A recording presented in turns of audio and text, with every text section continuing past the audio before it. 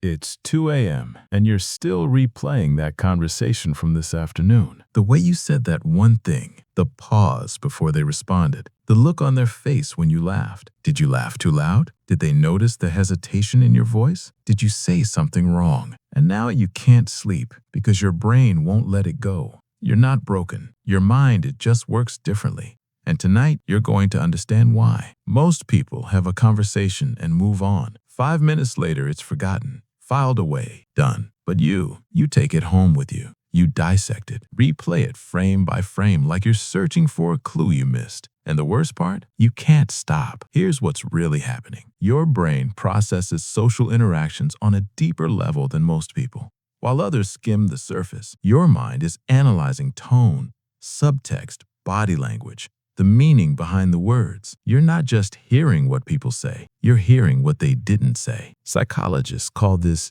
deep social processing. And it's not a disorder, it's a feature of how your nervous system is built. People who overthink conversations tend to have higher self-awareness. They notice patterns. They read between the lines.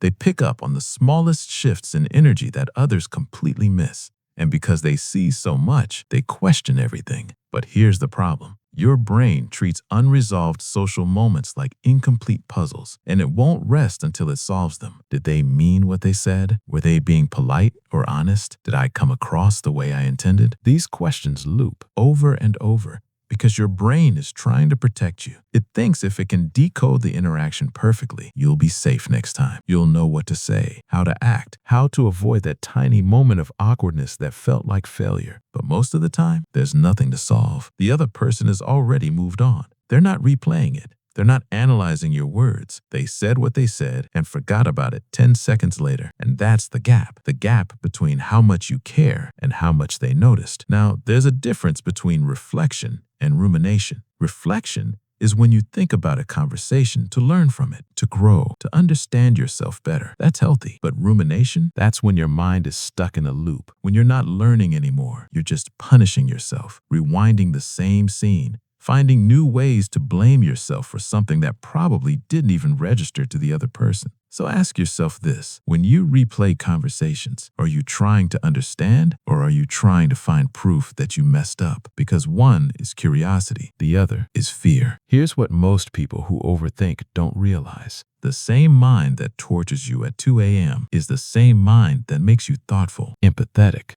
the kind of person people trust because you actually listen. You notice when someone's energy shifts. You remember details others forget. You care about words because you understand their weight. But society didn't teach you how to live with a mind like this. It taught you to be quick, casual, light, to not take things so seriously. And so you learn to think something's wrong with you, when really, you're just living in a world that moves faster than your depth can keep up with. The exhaustion you feel isn't from the conversation itself. It's from trying to decode something that had no hidden meaning in the first place. It's from carrying the emotional weight of interactions that were never that heavy to begin with. And the cruelest part, the people you're overthinking about have no idea. They're sleeping peacefully while you're running a full investigation in your head. Your mind isn't broken. It's just misusing a strength. The ability to process deeply is a gift, but when you turn that lens inward, when you use it to analyze yourself instead of understand yourself, it becomes a cage. You don't need to stop thinking deeply. You just need to stop believing that every conversation carries a verdict about who you are. There's a video coming next about why some minds stay quiet in groups but never stop talking inside. If this one felt personal, that one's going to feel like it's reading your thoughts. Drop a comment if you've ever replayed a conversation for days. And if you want more psychology that actually gets you, hit subscribe. You're not alone in this.